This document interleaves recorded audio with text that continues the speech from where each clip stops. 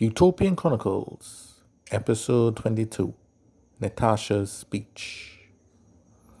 The leadership of Angelica all returned to Utopia HQ, where they met to go over their plans and preparations for the final battle. When the report of Magontezin's return and subsequent surrender of the Zephyr and the full withdrawal of the subpoena, morale was at all-time low. Reporter: We have yet to hear from the Zephyr and the subpoena since, my lord.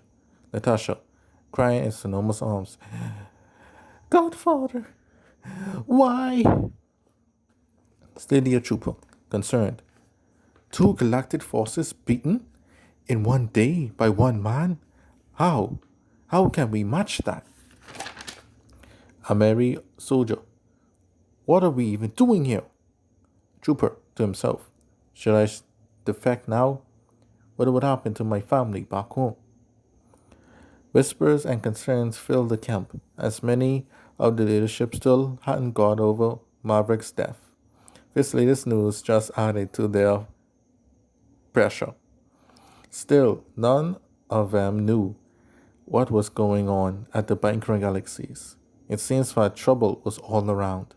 Christina, Maverick is no longer with us. The 2 Lord of Laws need us. But look at us.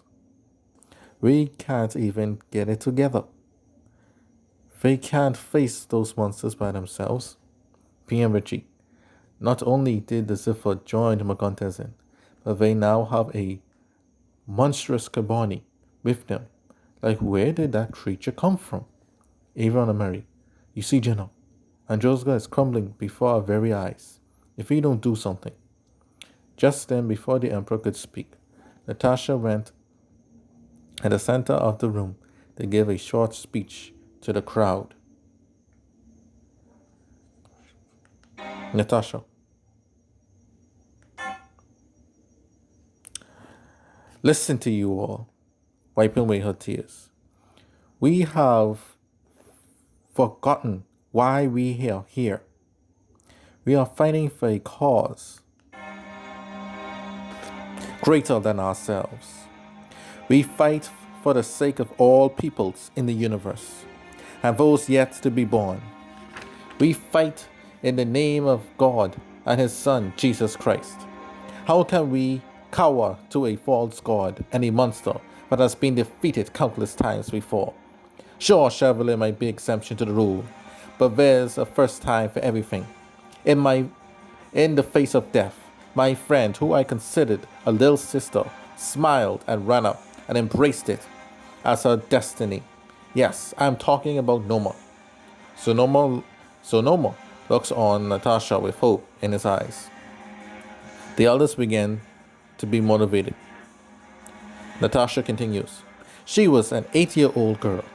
You mean to tell me that the men and women of Angelica are more afraid to face death than an 8-year-old? What about those like Maverick and countless others who have died already for our cause? Have they died in vain?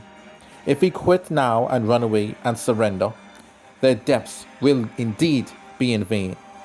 I do not know why Zen Orange surrendered, but I knew that he thought of his men's safety. I know my godfather. He believes we could still win even without his force. He's buying us time to get our act together. He sacrificed his men so we can know just how strong our enemy is. Now that we know, we can, must, and should know that our God is greater than KGM Bean and all his forces. Men and women of Angelica, don't lose hope. God is with us. Let us lend my father our strength to win this war and put an end to the evil one. And once and for all, if that means embracing death like Norma did and did Maverick, then so be it. Alina, oppressed. Well done, my baby. Natasha, for Operation Noma, for Angelica, for Utopia, for victory. All for victory. The room went from doom and gloom to motivated and ready for battle. Everyone was impressed by Natasha's passion despite all the things that she was going through. On that day, She had truly earned the title of successor to Anjosaka.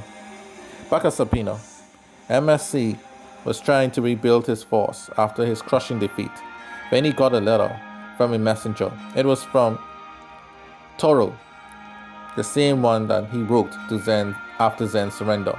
MSC reads the letter. What is this? Some encouragement to surrender to? He reads on. What's it? Stunned at what the letter said, MSC quickly moved to prepare his forces for the final battle in the Valley of Immortals.